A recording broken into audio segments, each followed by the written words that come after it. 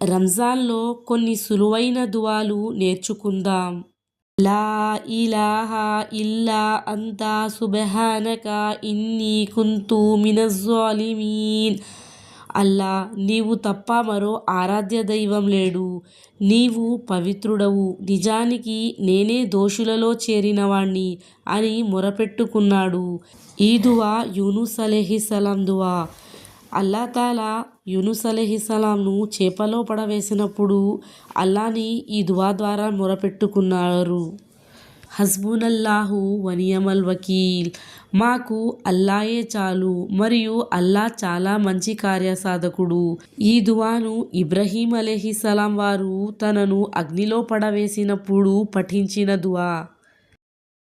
అల్లాహు అల్లాహు రబ్బీ లా ఉష్రికు బిహి షయ్యా.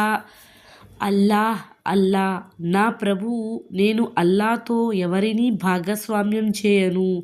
ఈ దువాను మన ప్రవక్త ముహమ్మద్ సల్లల్లాహు అలైహి వసల్లం వారు పఠించారు.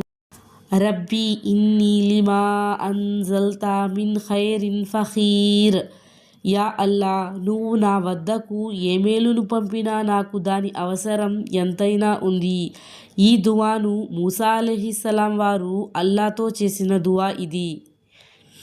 సుబ్హానల్లాహి వబిహమ్దిహి సుబ్హానల్లాహిల్ అజీమ్. సర్వశక్తిమంతుడైన అల్లాకే కీర్తి మరియు స్తుతులు. మరియు అల్లా గొప్పవాడు, లోపాలు లేనివాడు. రబ్బిర్హమ్హుమా కమా రబ్బయానీ సగీరా. యా అల్లా, బాల్యంలో నా తల్లిదండ్రులు నన్ను ప్రేమానురాగాలతో పోషించినట్లుగా నీవు వీరిపై దయచూపు. తల్లిదండ్రుల కొరకు పఠించవలసిన దువా ఇది. అల్లాహుమ్మా ఇన్నీ అస్అలుక ఇల్మన్ నాఫియా వ రిజకన్ తయ్యిబన్ వ అమలన్ ముతఖబ్బలా. యా అల్లా, నాకు ప్రయోజనకరమైన విద్యను, పవిత్రమైన ఉపాధిని, ఆమోదయోగమైన ఆచరణను అనుగ్రహించమని నేను నిన్ను అర్థిస్తున్నాను. అల్లాహుమ్మా ఇన్నీ అస్అలుకల్ ముఆఫియా ఫిద్దునియా వల్ ఆఖిరా. యా అల్లా, ఈ లోకంలో మరియు పరలోకంలో క్షమాపణ మరియు క్షేమం కోసం నేను నిన్ను వేడుకుంటున్నాను.